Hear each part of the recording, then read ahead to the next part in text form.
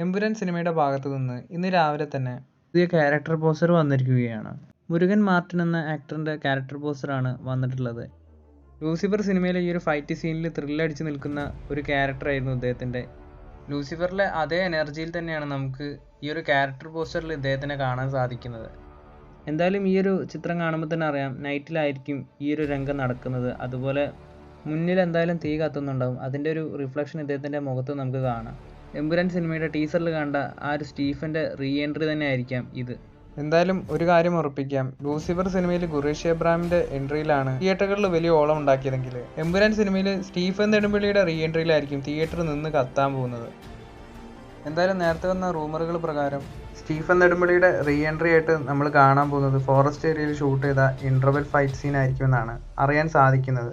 Lucifer സിനിമയിലെ ആ ഒരു ഗോഡൗൺ ഫൈറ്റ് സീനിൽ കടവുളെ പോലെ എന്ന ഒരു സോങ് പ്ലേസ് ചെയ്തത് മൊത്തം ഫൈറ്റ് സീനിന് തന്നെ വലിയൊരു ഇമ്പാക്റ്റ് ആണ് നൽകിയത്. എന്തായാലും അതുപോലൊരു സോങ് എമ്പുരാൻ സിനിമയിൽ ഉണ്ടാകുമെന്ന് അറിയില്ല. എന്തായാലും സിനിമയുടെ റിലീസിനായിട്ട് നമുക്ക് കാത്തിരിക്കാം.